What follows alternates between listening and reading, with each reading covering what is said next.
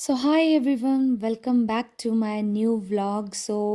मैंने हिमाचल जब मैं गई थी तो वो वाला व्लॉग मैंने ऑलरेडी अपलोड कर चुका है। आप ऊपर जो आई बटन आ रहा है वहाँ पर जाके please check out my vlog कि जो मैं हिमाचल प्रदेश बीड़ गई थी तो कैसे मैं पहुँची थी। But this for this video I am going to cover the routes and the मैंने बस कैसे ली, कहाँ से ली, कितने में ली, वो सारी चीज़ें मैं कवर अप करूँगी।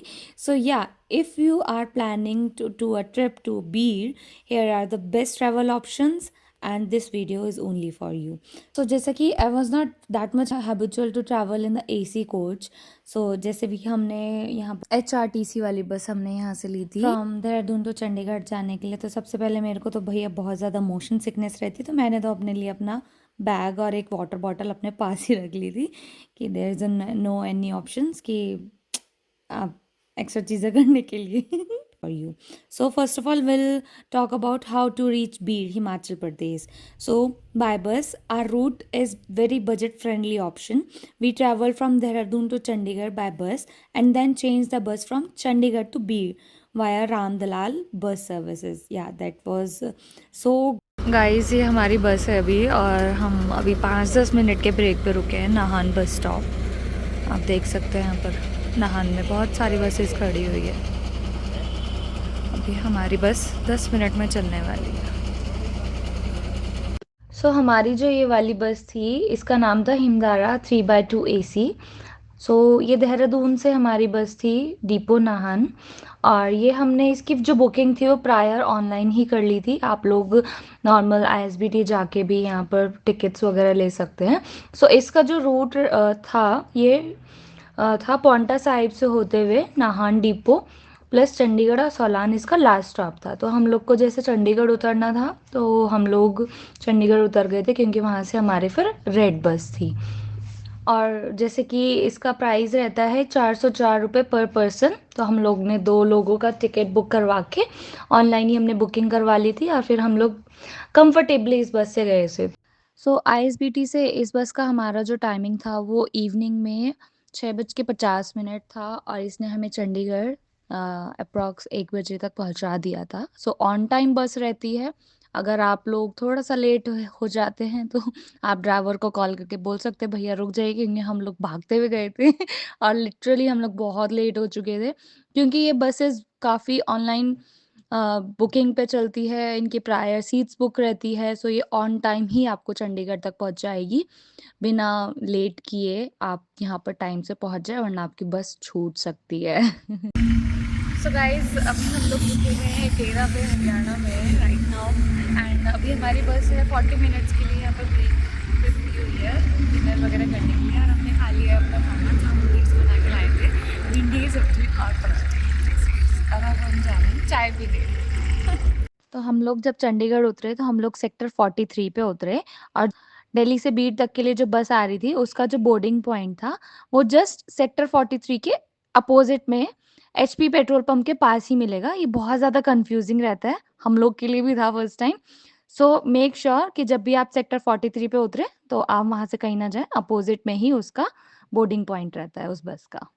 Yes, by road you can opt the self drive. Delhi to Beed, it's approx 10 to 12 hours, and Dehradun to Beed, it's approx 8 से 9 घंटे। Perfect for road trip lovers with scenic Himalayas views। बहुत सुंदर roads हैं और बहुत ही well maintain है। हमने तो बाय रोड ही चूज़ किया था। And the next option is by air. The nearest airport is Kangra airport. It's around 65 to 70 kilometer from Beer. From the airport you can take a taxi to Beer।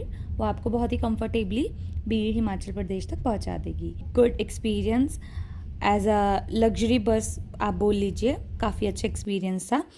I will recommend you कि अगर आप कभी भी इतनी दूर का travel करें opt हमेशा अच्छा ऑप्शन। तो रामदलाल सर्विसेज काफ़ी अच्छी थी and yeah this is very convenient and affordable option if you are travelling from Uttarakhand side. मतलब उसमें ज़्यादा कॉस्टली नहीं था। You can also take a direct overnight bus from Delhi to Bir और Delhi to Baijnath and then take a local taxi to Bir. And after that फिर हम लोग ने हमारी जो चंडीगढ़ से बीड़ तक की बस थी वो हम लोग ऑलरेडी उसमें सेटल डाउन हो चुके थे। तो जैसे ही हम लोग सेटल डाउन हुए उसके बाद मेरी आँख खुली और हम लोग किसी एक स्टॉप पे रुके हुए थे फॉर ब्रेक। एंड ये थी हमारी रामदलाल हॉलीडेज़। तो जब आप ये बुक बस को बुक कर रहे होंगे तो आपको एक चीज़ का बहुत ज़्यादा अच्छे से ध्यान रखना पड़ेगा कि इसके जो बस फेयर्स हैं ये सीट्स के अकॉर्डिंग होते हैं। अभी हमने जो अपनी बस बुक करी थी रेड बस से करी थी, जो बस फेयर थे हमारी जो सीट्स के अकॉर्डिंग था वो पर पर्सन था 1185। तो हम लोग ने दो लोगों का 2370 समथिंग रुपए पे किया था। एंड वो सीट्स के अकॉर्डिंग जैसे मैंने आपको बताया उसके अकॉर्डिंग एंड हमारा जो सीट नंबर था 3-4 था विंडोज और एक बगल वाली सीट 2 सीट वाली। तो इसमें फेयर जो रहता है वो डिपेंड करता है कि आप फ्रंट की ले रहे हैं बैक साइड की ले रहे हैं या सेंटर की या फिर विंडोज की। तो जैसे आपको स्क्रीन पे फोटो दिख रही होगी आप इसके अकॉर्डिंग अपने बस फेयर्स वगैरह चेकआउट कर सकते हैं और बुक बस को बुक कर सकते हैं। But for me it was so smooth बस, ठीक है, बहुत लग्जरी बस थी ये एंड काफ़ी कंफर्टेबल और बहुत ही अच्छी सर्विस थी। तो जैसे ही मेरी आँख खुली और ये सुबह के मुझे हिमाचल प्रदेश के प्यारे से पहाड़ बर्फ में ढके हुए, आहा! क्या व्यू था। तो हम लोग पहुँच चुके थे फिर बैजनाथ तक है। देन उसके बाद हम लोग हिमाचल प्रदेश पहुँच गए थे।